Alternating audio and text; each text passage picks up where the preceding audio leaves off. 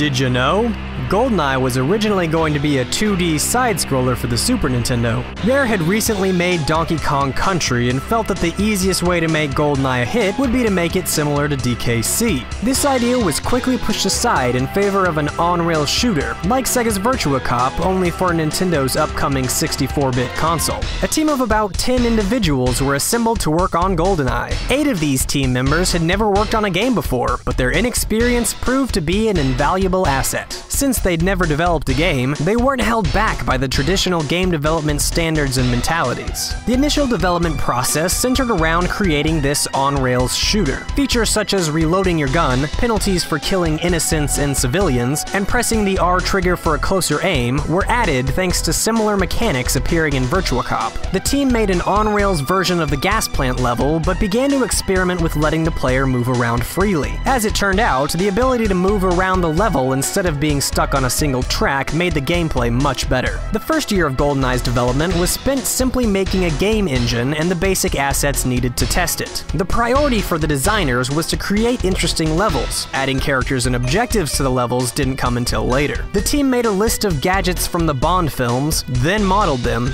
then later tried to find levels where they could be used. GoldenEye developer Martin Hollis said, "The benefit of this sloppy, unplanned approach was that many of the levels in the game have a realistic and non-linear feel. This realism was partly due to some of the rooms in the game serving little to no purpose, just as some of the rooms in a real building would be empty or unimportant." The process of putting levels together with missions and objectives was inspired by Super Mario 64. The difference was that GoldenEye's objectives were strung together to be completed in a single playthrough, rather than having to restart the level after completing each objective. A lot of GoldenEye's development actually happened before Rare even had a Nintendo 64 development kit. The engine initially ran on an SGI Onyx workstation, and the game was tested with a modified Sega Saturn controller. Once they had the proper dev kit and controller, the developers had the idea of reloading weapons by having the player unplug and reinsert the N64 rumble pack. This would have mirrored the action of reloading a magazine into a gun, but the idea was shot down by Nintendo. The level intros, where the camera moves into Bond's head to show his line of sight, and Bond's arm coming up on screen to check his watch, were both implemented to immerse the player and make them feel more like the real James Bond.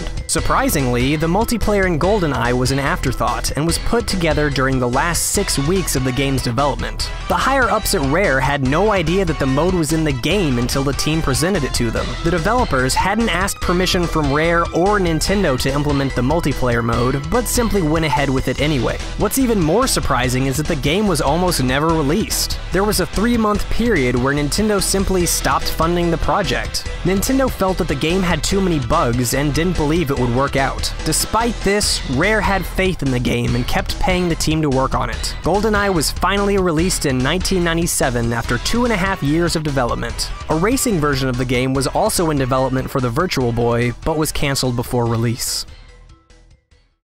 3 of the lead actors from previous James Bond movies were originally going to be playable in GoldenEye. Sean Connery, Roger Moore, and Timothy Dalton could all be used in multiplayer, but had to be cut from the game for legal reasons. This is likely due to the fact that the character models were representing real-world individuals, and Rare didn't have permission to use their likenesses. The characters can be seen on page 20 of the game's instruction booklet, and traces of them can still be found in the game. Using GameShark codes, their portraits can be put back into the game's character select menu in multiplayer. Their portrait will replace Pierce Brosnan's, but Brosnan's character model will remain. There's also code in the game suggesting that the alternate Bonds were playable in the game's Aztec and Egypt bonus missions. Screenshots from the beta of the game showed that the portraits were going to be used to represent the individual save slots. In the final game, however, they're all Brosnan. Although the Bonds never made it into GoldenEye, they were referenced in GoldenEye's spiritual successor, Perfect Dark. The tuxedos for all 4 Bonds can be accessed in the game's multiplayer mode.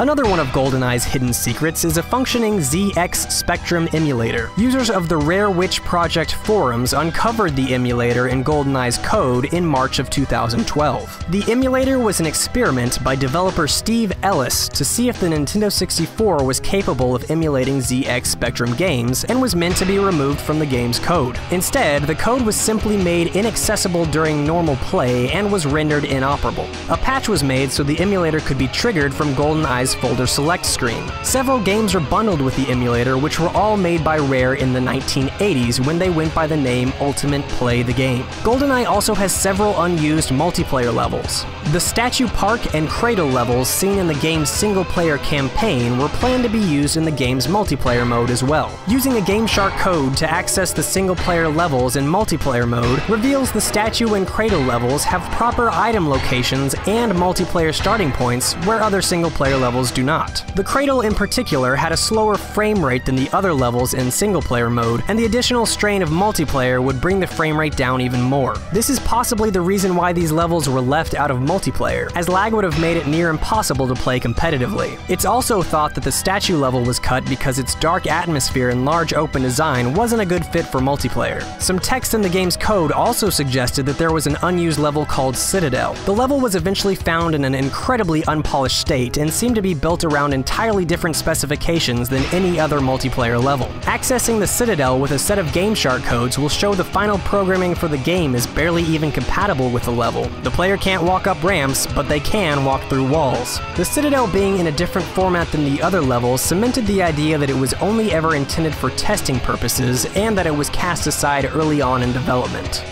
Well, that's all for today, but don't forget to subscribe to us on YouTube and follow us on Facebook and Twitter. Also, make sure you check out didyouknowgaming.com, where we post gaming trivia every single day. If you liked this video, then you should check out some of our other videos too. And if you'd like to hear some more of my voice, you should check out my video for my top 5 time-consuming games. It's right there. All you have to do is click on it.